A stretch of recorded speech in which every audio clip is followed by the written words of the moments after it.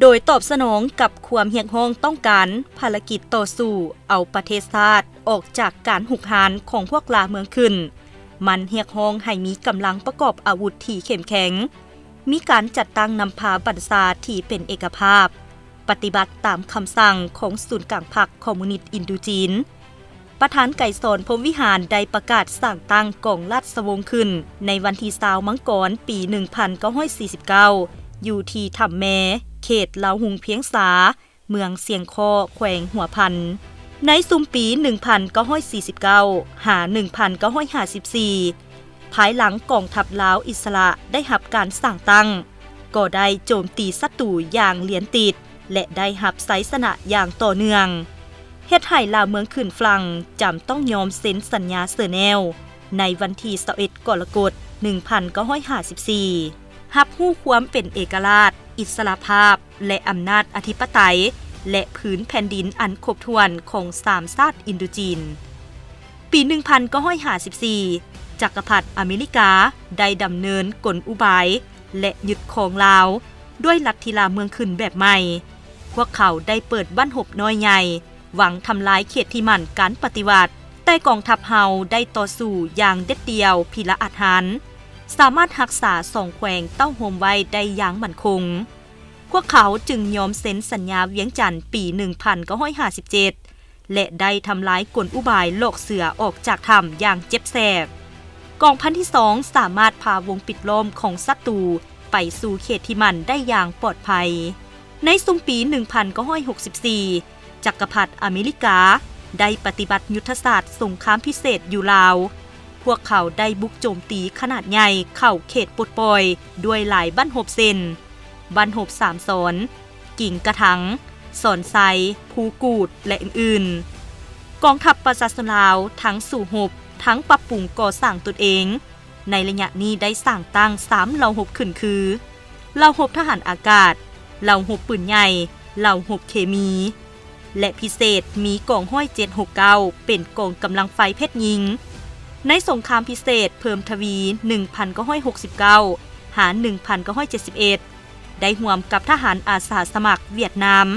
ตีศัตรู15กองพันสามารถปลดปล่อยดินแดน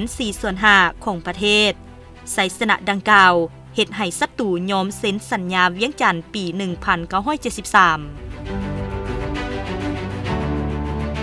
หลังสัญญาเวียงจันทน์ปี 1973 กองทัพประชาชนลาว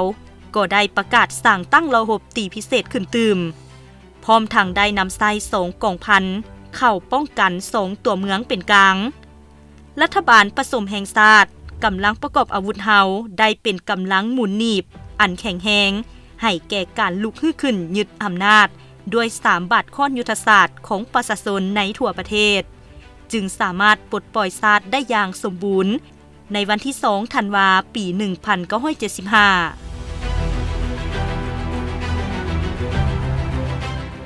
ในระยะต้นแห่งการปฏิบัติ2นาทียุทธศาสตร์กองทัพประชาชนลาวสืบต่อปกปักรักษามากผลของการปฏิบัติไว้อย่างมั่นคงกำลังถูกเหล่าหบได้รับการก่อสร้างให้แทดเหมาะกับสภาพการในระยะใหม่ในซุมปี 1982 ประกาศสั่งตั้ง5กองพลทหารราบและ4กองพันใหญ่เอกราชเพื่อสืบต่อปฏิบัติแนวทางเปลี่ยนแปลงใหม่ของพรรคกองทัพเฮายามใดก็ได้ยกสูงสติระวังตัวเกี่ยมพร้อมสู่รบและแก้ไขทุกกรณีโดยเฉพาะแม่นการเบียดยึด3หมู่บ้านอยู่เมืองปากลายปี 1984 และเมืองบ่อแตนแขวงไสยบุรีปี 1987 พวกเฮาก็ได้ต่อสู้และปกปักรักษาเขตแดนไว้อย่างมั่นคงก้าวเข้าสู่ซุมปีต้นของศตวรรษที่21กองทัพเฮาเป็นเจ้าการปฏิบัติเวียกงานป้องกันชาติป้องกันความสงบทั่วปวงชนรอบด้านของพรรคเฮ็ดให้ประเทศชาติมีความสงบโดยพื้นฐานทั้งปรับปรุงก่อสร้างทั้ง3กำลังเส้นกำลังหลวงกำลังท้องถิ่นกำลังทหารราษฎร์กองร้อนสำหรับกรมกองกำลังหลวงพวกเฮาได้สร้างตั้งหลายเหล่าหุบกรมกองเส้นทหารบกทหารอากาศและบรรดาเหล่าหุบต่างๆเส้นปืนใหญ่หน้าดินรถตั้งยานเกาะกำลังไฟป้องกันอากาศสร้างแสง พลาธิการเทคนิคและเหล่าโฮบอื่นๆได้สร้างตั้งกองพันใหญ่เอกราชกองพลและหลายกลุ่มกองเทียบเท่าที่มีการพัฒนายกระดับนับมือนับทันสมัยกำลังประกอบอาวุธอยู่ขันท้องถิ่นก็ได้รับการปรับปรุงให้มีความเข้มแข็งและสามารถพันขยายแนวทางป้องกันชาติป้องกันความสงบทั่วปวงโซนรอบด้านเป็นอย่างดีกองทัพเฮายังได้เอาใจใส่ยกระดับทางด้านทฤษฎีเพิ่มทวีเวียกงานฝึกแอบพำเฮียนศิลปยุทธ์ยุทธวิธีอยู่ในกรมกองอยู่บรรดาวิทยาคารและโรงเรียนต่างๆทั้งภายในและต่างประเทศ